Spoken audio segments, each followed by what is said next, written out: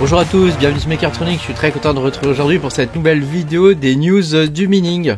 Voilà, pensez à mettre un petit pouce bleu et à vous abonner à la chaîne si vous n'êtes pas abonné. Je vous rappelle que vous pouvez me soutenir en cliquant sur le bouton rejoindre sous la vidéo, vous aurez mes vidéos en avance. Alors c'est la vidéo mining numéro 10, hein. Je prends l'habitude maintenant tous les dimanches de vous faire une petite vidéo. Alors comme d'habitude, on va parcourir un chemin ensemble. Là, je vais commencer par vous montrer un petit peu l'actualité générale et puis petit à petit, on va affiner vers les crypto-monnaies et enfin vers les coins qu'on mine. Alors, on va commencer tout de suite, hein, sans perdre de temps. Hein. Au niveau du SP500, on peut voir qu'on est toujours dans le cône ascendant ici. Hein. Donc bon, ma foi, pour nous, c'est plutôt bon. Hein. Au niveau du dollar index, on observe qu'on est toujours dans le cône descendant, hein. Donc pour nous c'est plutôt bon aussi, hein. Donc au niveau des indicateurs, on va dire des indicateurs généraux, hein. Évidemment il y en a d'autres, hein, mais je prends ceux-là parce que c'est ceux qui me paraissent les plus significatifs. Donc pour nous tout est au vert là-dessus. Au niveau de l'actualité plutôt en général maintenant.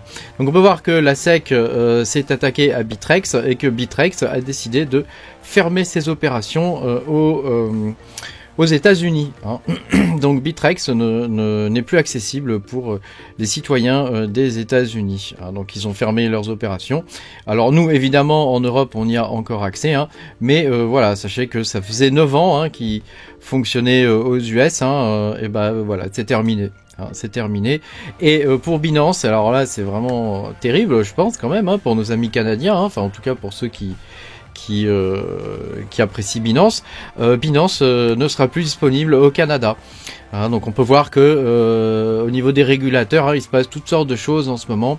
Il y a une attaque hein, coordonnée vers les différents exchanges. Et d'un autre côté, je vais vous montrer autre chose.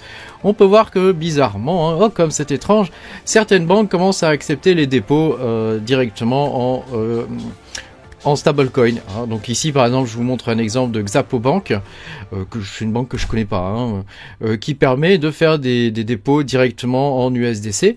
Hein. Donc ça vous permet de vous envoyer vos USDC directement sur une adresse que la banque vous fournit et ça vous permet d'avoir directement vos cryptos dessus. Alors est-ce qu'il est...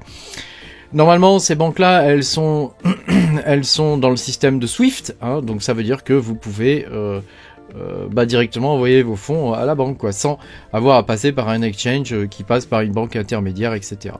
Idem pour Tower Bank, hein, qui est une banque américaine. Hein. C'est une banque panaméenne, pardon. C'est une des 30 principales institutions financières panaméennes. Hein, et cette banque accepte désormais les dépôts en USDT. Hein, donc vous voyez, petit à petit on peut voir que d'un côté on a des attaques qui se font régulièrement vers les exchanges de crypto-monnaies et d'un autre côté on peut voir que les banques commencent à accepter les stablecoins et peut-être probablement bientôt des cryptos. Hein. Il y a des banques déjà, je pense à N26 par exemple, ou c'est Revolut je crois, où on peut avoir des portefeuilles de crypto-monnaies. Moi je trouve que ça va un peu à l'encontre de la philosophie des crypto-monnaies, hein, de mettre ça dans les banques, mais enfin, après chacun fait ce qu'il veut, hein, voilà. Alors je voulais vous montrer ça aussi, nous qui sommes d'anciens mineurs d'Ethereum, hein, on l'a tous été, hein, en tout cas pour une grande majorité d'entre nous, hein. Il y a des soucis encore hein, sur le réseau Ethereum, hein, alors bon, on n'est pas sur un Solanabis, hein, heureusement, hein, mais il y a quand même encore des problèmes sur le réseau Ethereum. Alors il y a eu un bug hein, récemment, hein, le 11 mai, hein, qui a fait que les transactions n'ont pas pu être finalisées. Alors ça a duré une trentaine de minutes, hein, mais je vous rappelle que pendant la phase de test hein, d'Ethereum 2, hein, il y avait eu des problèmes aussi de cet ordre-là. Hein, donc on peut voir quand même qu'il y a des soucis qui sont pas vraiment résolus. Hein, bon. Voilà. Après, chacun fait ce qu'il veut. Moi, je suis complètement sorti d'Ethereum, j'ai plus rien. Même s'il monte à 10 000 $, c'est pas grave. C'est pas grave. Voilà. Une autre nouvelle. Alors là, on rentre plus maintenant vraiment dans les crypto-monnaies qui nous intéressent. En particulier, je voulais vous parler d'Exhibitron. Donc Exhibitron a réouvert ses portes. Donc certains ont pu récupérer leurs fonds, d'autres non. Moi, personnellement, ils ne reconnaissent pas mon adresse mail. Donc il faut que j'aille sur leur Discord pour leur demander de me rouvrir mon compte pour que je puisse récupérer mes fonds. Voilà. Alors personnellement, je préférais la version d'avant. Je trouve que celle-ci est pas très belle. Bon, enfin après, voilà. De toute façon, c'est des petits exchanges, hein, je veux dire. Voilà. Moi, je pense que je suis pas sûr de vouloir retourner dessus. Ce qui me plaisait bien, c'était le système de vote pour mettre en place des nouvelles crypto-monnaies sur leur exchange, hein, plutôt que de payer 0,1 BTC par exemple ou plus. Hein. Voilà, je pense qu'ils ont changé de philosophie et je suis pas sûr d'adhérer à celle-ci. On verra, l'avenir nous dira. L'avenir nous dira. En tout cas, déjà, j'aimerais récupérer mes fonds. Alors maintenant, on va rentrer plutôt dans les crypto-monnaies qu'on peut miner, hein, qui sont intéressantes à miner. Hein. Donc, Alephium a sorti un nouveau wallet, hein, donc qui prend en charge la mise à jour du réseau qu'il y a eu il y a pas très longtemps. Il y a un mois à peu près, hein, il y a le Lehman Network qui s'est mis en place. Hein, vous savez, Alephium, c'est un coin que je suis depuis très très longtemps. Je vous avais montré une vidéo il y a 2 ans, hein, au moins maintenant, sur Alephium. Et c'est un coin que j'apprécie beaucoup parce que technologiquement, il apporte vraiment quelque chose. Et on peut le voir maintenant, on peut voir maintenant ce genre de choses se concrétiser dans le nouveau wallet qui est sorti il n'y a pas très longtemps. Alors, il y a un article sur Medium hein, qui vous détaille un petit peu tout ce que fait ce wallet. Hein. Donc bon, ils ont refait le design, bon ça c'est du cosmétique, on s'en fiche un peu, hein, mais voilà, désormais le Lehman Network supporte l'ajout de tokens. Hein, je rappelle que la différence entre un coin et un token, le coin il a sa propre blockchain et les tokens c'est des trucs qu'on crée sur une blockchain qui a déjà un coin. Hein, tu vois, voilà. Au cas où c'était pas très clair. L'USDT par exemple c'est un token sur le réseau Ethereum. Et Ethereum est un coin. Voilà. Alors tu vois ici on peut voir que Alephium supporte maintenant l'ajout de tokens hein, avec une EVM, donc une machine virtuelle Ethereum. Et alors moi j'ai eu l'occasion de voir un petit peu comment se scripter cette EVM, c'est-à-dire en gros comment on code des smart contracts dessus. Et j'ai été fortement étonné des progrès qu'ils ont fait. Et tout comme je l'avais été pour le Radiant, je suis très très bullish sur Alephium. Je trouve que leur technologie est vraiment très très bien. Donc bon, après on verra ce que ça va donner, hein. Il n'y a pas que le socle technologique qui est important, il y a la communauté, il y a la publicité que fait sa communauté pour le coin, etc. Tu vois, il y a beaucoup de choses à prendre en compte. Mais on va dire que le socle technique sur Alephium est franchement très très bien, hein, très très bien. Dommage qu'on puisse plus en miner des centaines. Maintenant quand on en mine plus beaucoup, hein, malheureusement. Hein, voilà, il est compatible aussi avec Wallet Connect, hein. Donc Wallet Connect, pour ceux qui connaissent pas, c'est un truc qui permet de connecter son wallet à des DEX. Hein, donc c'est quand même quelque chose d'assez intéressant.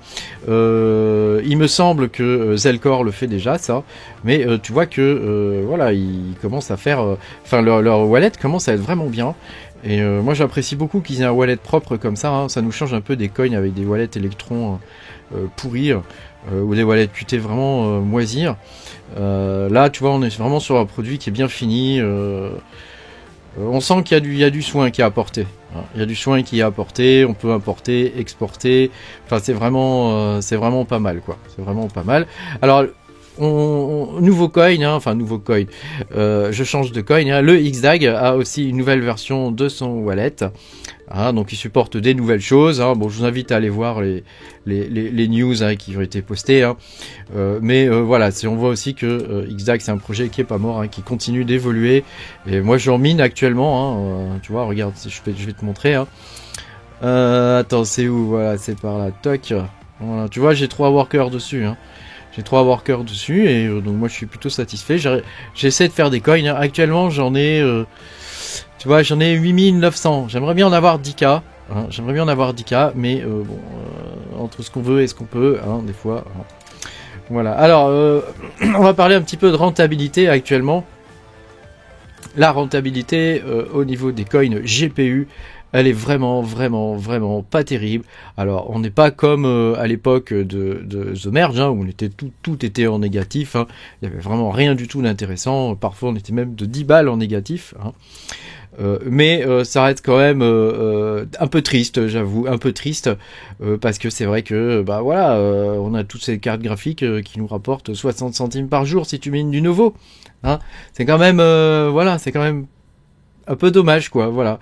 Et on voit l'avènement de certains coins CPU.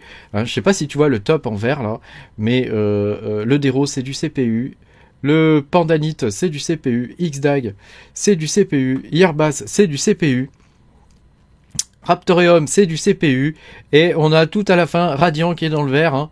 Radiant est nouveau. Hein. ces deux coins qui ont des technologies relativement similaires, hein, bah on a eu, nous on peut gagner 66 centimes à peu près par jour, hein, pour 1 500 000 coins, et le Radiant à peu près 1400 coins par jour pour 2 centimes. Hein, grand bonheur, grand bonheur. Donc tu vois, avec 3 CPU, j'arrive à performer beaucoup mieux que avec mes 25 GPU, quoi. C'est un peu dommage. Après, c'est transitoire, hein, vous le savez. Rien n'est jamais fixé, hein, c'est le Far West. On ne sait jamais vraiment ce que ça va donner, hein, au final. Ça peut être intéressant d'essayer de faire du coin là où on peut. Hein, donc voilà. Moi personnellement, je mine plus ces coins là en ce moment. J'en mine un autre. Vous aurez la vidéo bientôt si c'est pas un scam. Hein. Voilà, pour le Nozo, vous savez que je vous ai présenté différentes vidéos sur le Nozo, parce que c'est un coin que je trouve ma foi fort sympathique, qui consomme rien, et qu'on peut mettre n'importe où, sur une VM, sur un Raspberry Pi, enfin où on veut, et qui permet de générer des coins en le minant. Voilà, faut savoir que désormais le coin n'est plus minable, on ne peut plus le miner, hein, il passe en proof of stake et il va y avoir des nodes partagés où on va pouvoir, donc si vous avez miné vos coins, ils sont pas perdus, on va pouvoir mettre nos coins dans des nodes partagés et donc avoir un rendement journalier ou mensuel, je sais pas trop encore comment ça va se passer, mais ça a déjà été annoncé par la team, hein, donc c'est plutôt une bonne nouvelle. Moi je suis content de suivre ce projet qui est un peu original et qui est un peu différent des autres, voilà, vous savez que j'aime bien les trucs un peu différents et originaux. Hein, voilà. Et puis après on a une autre news, hein, c'est 1.0 Miner pour ceux qui minent du Dinex. Donc il y a une nouvelle version qui est sortie, la 1.1.2 de 1.0 Miner, qui fait suite à la 1.1.1 où il y avait des problèmes on m'a expliqué, moi j'ai pas les moyens de vérifier ça, mais on m'a expliqué que il ne faisait que le proof of work, que la partie proof of work, et il ne faisait pas la partie proof of useful work. Hein. Donc évidemment, je pense qu'il s'est fait un peu tirer les oreilles le développeur, et du coup il a réalisé une nouvelle version, celle-ci, hein, qui permet d'accroître encore un petit peu plus son hash rate. Hein. Voilà, pour ceux qui minent du Cryonic Coin, hein, que vous pouvez trouver dans Mining Pool Stat, hein, je crois que c'est le dernier coin qui est apparu. Hein. Moi j'ai fait des vidéos dans la section privée, en tout cas pour ceux qui me soutiennent, hein, sur ce coin là, que j'ai miné. Attention, tu vois, attention ce coin, attention, il y a eu un problème sur le wallet, c'est possiblement un scam. Alors peut-être pas un exit cam, mais c'est un scam au wallet, hein, tu sais, où ils essaient de te piquer le fric des autres coins. J'ai été informé par ma communauté qu'il y avait des soucis dessus. Évidemment, j'espère que tu as pris tes précautions si tu l'as miné et que tu as utilisé une machine virtuelle. En tout cas, moi, je ne sortirai pas de vidéo dessus avant d'être sûr que le coin est safe pour faire une vidéo publique. Voilà. Cela dit, le principe de ce coin-là est intéressant. Il y a comme un jeu dedans, dans le wallet, où tu peux avoir des petites abeilles, tout ça, qui vont miner pour toi. Voilà. Moi, j'avais trouvé ça rigolo. C'est dommage de la façon dont ça se passe actuellement, mais que veux-tu, hein, c'est le Far West, c'est comme ça. Hein. C'est comme ça, faut accepter. Faut prendre ses précautions. Moi, tout est dans des VM. Hein, donc voilà, faut faire gaffe, et une fois que t'es prévenu, que t'as subi le truc une fois, normalement, ça devrait plus t'arriver. Voilà, merci beaucoup d'avoir regardé cette vidéo, j'espère qu'elle vous a plu. Voilà, pensez à m'encourager en mettant un petit pouce bleu, et puis à vous abonner à la chaîne si vous n'êtes pas abonné. Et puis moi, je vous dis à bientôt pour de nouvelles aventures. Salut!